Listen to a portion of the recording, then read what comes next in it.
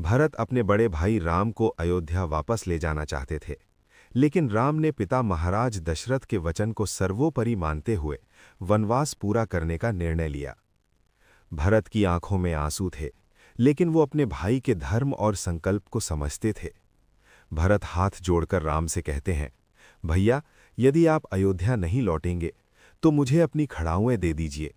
मैं उन्हें अयोध्या के सिंहासन पर रखकर आपके प्रतिनिधि के रूप में राज्य चलाऊंगा। राम मुस्कुराते हैं और अपनी पवित्र खड़ाऊं उतारकर भरत को दे देते हैं। भरत अत्यंत श्रद्धा के साथ उन खड़ाओं को अपने सिर पर रखते हैं।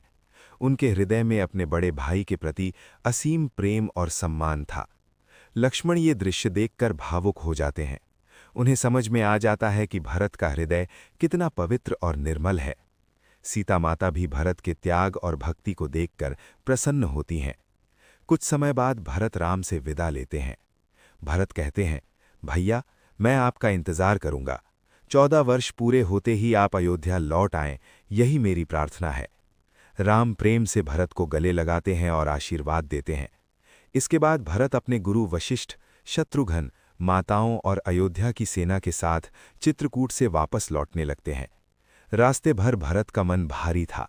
वो बार बार राम की खड़ाओं को देखते और अपने बड़े भाई को याद करते। कुछ समय बाद पूरा दल अयोध्या के पास पहुंचता है। अयोध्या नगरी अभी भी शोक में डूबी हुई थी।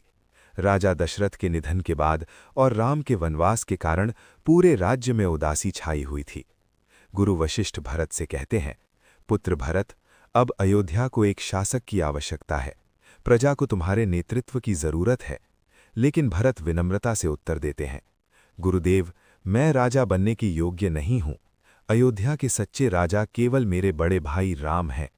इसके बाद भरत एक महत्वपूर्ण निर्णय लेते हैं। वो अयोध्या के राजमहल में रहने के बजाय नंदीग्राम नामक स्थान पर रहने का निश्चय करते हैं। नंदीग्राम अयोध्या के पास एक शांत स्थान था। वहां भरत एक साधु की तरह सादा जीवन बिताने का निर्णय लेते हैं। अगले दिन एक विशेष सभा बुलाई जाती है।